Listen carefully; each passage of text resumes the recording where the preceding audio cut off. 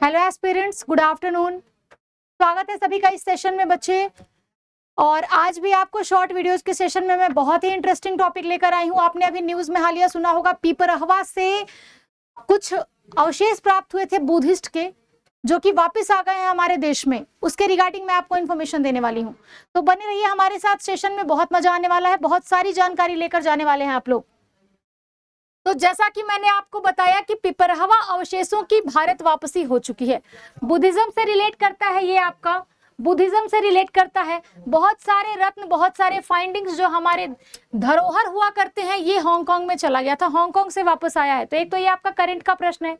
दूसरी, आपको ये जानकारी रखनी चाहिए कि आपके देश में क्या चीजें जा रही हैं, कहां से, और क्या चीज आ रहा है वापस, क्योंकि ये ब्रिटिश पीरियड में कभी ना कभी चला, 127 साल पहले गया था और अभी नरेंद्र मोदी जी और कुछ लोगों के सहयोग से वापस आया है। तो भाई, हम भारतीयों के लिए ऐसे ही एक खुशी का क्षण है। तो शुरुआत करते हैं, ये चर्चा में क्यों है। तो मोदी जी ने 127 वर्ष के बाद, मैंने आपको बताया ना, भगवान बुद्ध के पवित्र पीपरहवा अवशेषों की भारत वापसी का स्वागत करते हुए, पीपरहवा के अवशेष 127 साल बाद भारत में आए हैं, तो भारत वापसी का स्वागत करते हुए इसे देश की सांस्कृतिक विरासत के लिए गौरवपूर्ण और हर्ष का क्षण या समय बताया है। पीपरहवा के अवशेष 127 साल के बाद हमारे देश में वापस आ गया है। ये सारे रत्न, ये सारी जो हमारी सभ्यता संस्कृति से जुड़ी हुई जो चीजें हैं, प्राचीन इतिहास से रिलेट करती हुई, उन सब के बारे में बात करते हुए बताया है कि गोदरेज इंडस्ट्रीज ने सरकार के साथ मिलकर औपनिवेशिक काल के दौरान विदेश ले जाए गए इन अवशेषों को सोथवी, ध्यान दीजिएगा टर्म को, सोथवी नीलामी गृह से प्राप्त करने और उन्हें भारत वापस लाने में महत्वपूर्ण भूमिका निभाई है। मतलब कि हमारे यहाँ से चीजों को ले जाकर उन पर ऑक्शन लगाई जा रही थी, तो उन नीलामी गृहों से किसने ला दिया वापस, किसने खरीद लिया? भाई भारत ने खरीद लिया, हमारे सामान हमारे घर में वापस आ गया, सोथवी नीलामी गृह से वापस आ गया है। इसके फलस्वरूप यह अवशेष नई दिल्ली में स्थित राष्ट्रीय संग्रहालय में प्रदर्शित किए जा सकेंगे। कहा जा रहा है कि दिल्ली के नेशनल म्यूजियम में वो सारे रीमे अवशेष एविडेंसेस आपको देखने को मिलेंगे। कहाँ मिलेंगे भाई? तो दिल्ली के नेशनल म्यूजियम में सारी वस्तुएं आपको प्रदर्शित की जाएंगी।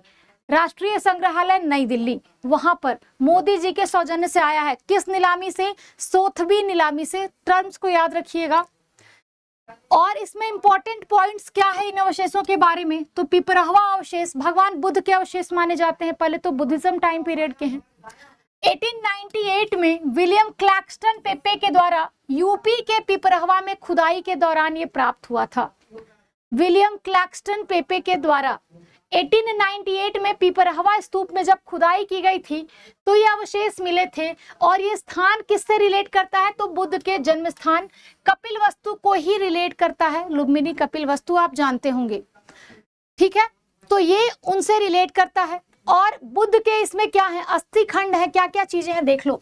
सोपस्टोन, पाषाण, एक पत्थर का टुकड़ा है, पात्र जिसको कहते हैं।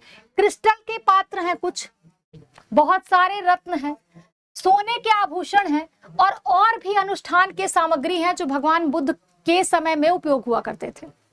और ये एक पात्र पर ब्राह्मी लिपि लिखा हुआ लेख भी मिला है, अभिलेख जैसा ब्राह्मी लिपि लिखा हुआ एक टैबलेट, एक फलक मिला है, ठीक है? इन अवशेषों को प्रत्यक्ष रूप से बुद्ध से जोड़ता है, जो सही सही बता देता है कि जितनी भी फाइंडिंग्स हैं ये बुद्धिज्म के टाइम पीरियड की है। जब कहीं अभिलेख या कुछ वैसा मिल जाए, वहां मुहर लग जाती है उस चीज पर, क्योंकि प्रॉपर एविडेंस आ गया हमारे सामने, ठीक है? जिसमें कहा गया है कि शाक्य वंश के द्वारा इन्हें समर्पित किया गया था। ये जितनी चीजें आप देख रहे हो, ये कभी ना कभी शाक्य वंश के राजाओं के द्वारा समर्पित किया गया रहा होगा। अब हम लोग थोड़ा सा कानूनी लीगल प्रोटेक्शन देख लेंगे इन रेलिक्स के बारे में। तो भाई, भारत ने इन अवशेषों को ए पुरावशेष में रखा है। मतलब कि एंटिक्विटीज कहते हैं पुरावशेष। एंटिक्विटीज पुरानी जो वस्तुएं होती हैं वो एंटिक्विटीज में गिनी जाती हैं। सबसे उच्चतम कानूनी संरक्षण, हाईएस्ट लीगल प्रोटेक्शन लेवल में उसको रखा गया है। भाई क्यों न रखा जाए? लोग लेके चले जाते हैं अन्य देश वाले और उस पर अपना नाम चिपका लेते हैं। भारतीय कानून के अनुसार इन अवशेषों का क्रय विक्रय या निर्यात प्रतिबंधित है। अब तक जो हुआ सो ठीक है, लेकिन अब जब वो भारत में आ गया है तो आप किसी भी प्राचीन अवशेष को या सिक्के को वैसे भी लीगली बेच खरीद नहीं सकते। खरीद फरोख्त मना है। होता है, विदेशों में तो हो ही रहा है। और जो लोग, मान लो 50 पैसे का सिक्का बंद हो गया, तो जिसके पास है उससे पूछना वो कितना रिच फील करता है, उसकी बहुत मांग है ना बाद में। तो उस तरीके से ये जो वस्तुएं हैं इन पर प्रतिबंध है, आप इनको एक्सपोर्ट इंपोर्ट या खरीद फरोख्त में नहीं लेके जा सकते हैं, बेच या खरीद नहीं सकते हैं, ना ही इनकी नीलामी देश से बाहर ले जाने के लिए कभी ऑक्शन में लेके जाएंगे, इनकी दोबारा नीलामी नहीं की जा सकती है। तो ये सारी चीजें इलीगल, अवैध बताया गया है इन वस्तुओं के लिए। 1899 में बहुत सारे अवशेष भारतीय संग्रहालय और कोलकाता को सौंपे गए थे, किंतु ब्रिटिश उत्खननकर्ता विलियम क्लैक्सटन पेपे के वंशजों ने कुछ अवशेष जैसे पिपरहवा के अवशेष वगैरह अपने पास ही रख लिए थे। कहां पर भाई? हांगकांग में। कहां पर? इन्होंने कुछ अवशेष अपने पास ही रख लिए थे। अच्छा है सोथबी नीलामी का कि उसके वजह से हमारे अवशेष हमारे पास वापस आ गए। स्पेशल क्या है आपको जानने के लिए हिस्टोरिकल पर्सपेक्टिव में, बुद्ध के अवशेष उनकी मृत्यु के बाद विभिन्न स्थानों पर निर्मित 9 स्तूपों में स्थापित किए गए थे, जिनमें क्या क्या शामिल है, ये आपने पढ़ा होगा इतिहास में भी, कि बिहार में आपका पहला हो गया राजगृह, दूसरा हो गया वैशाली, तीसरा वेथादीपा, चौथा आपका पावा, पांचवा कपिल वस्तु, छठा अलकप, सातवां रामग्राम के कोलिय, आठवां कुशीनगर यूपी जहां मृत्यु हुई है, और 9वां पिपलीवन। तो यही 9 जगह है। इन 9 जगहों पर बुद्ध के अवशेषों को सुरक्षित रखा गया था।